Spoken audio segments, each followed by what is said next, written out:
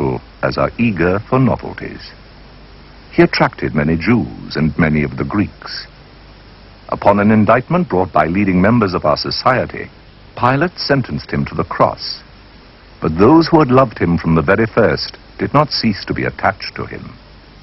The Brotherhood of the Christians, named after him, is still in existence.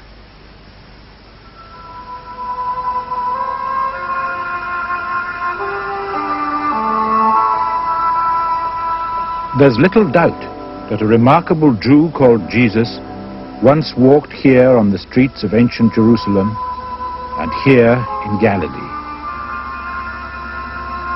Galilee had then, as it does now, certain distinctive religious traditions.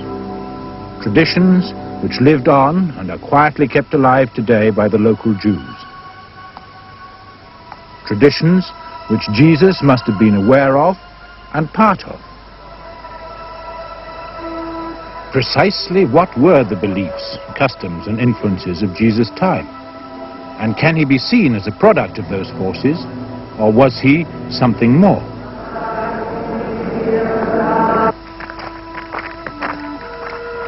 It's this question that has led to the most recent attempts to further the quest for the historical Jesus.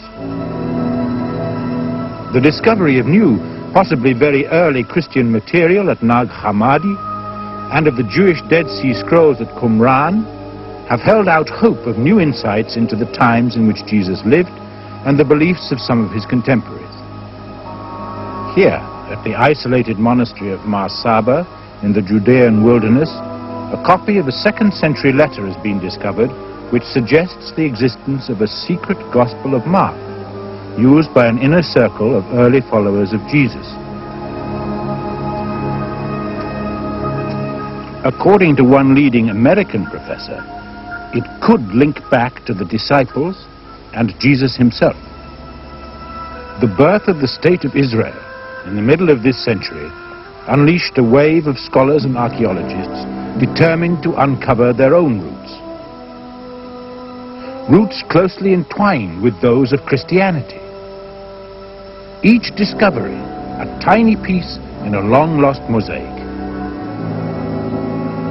This new quest is still in its infancy and remains controversial. But for those determined to seek out the Jesus of history, it represents the most promising way forward. The picture emerging, however, is very different from the one preached in the Bible.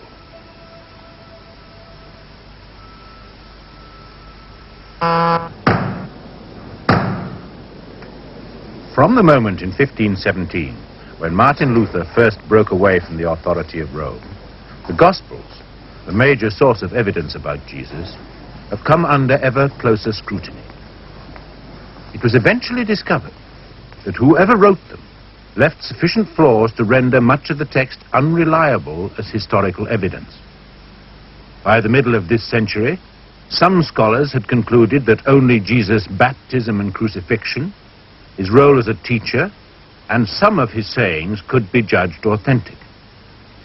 More historical truth may lie buried in the writings, but there was no agreement about how it could be identified. All that was clear was that the traditional image of Jesus as taught by the Church had been shattered.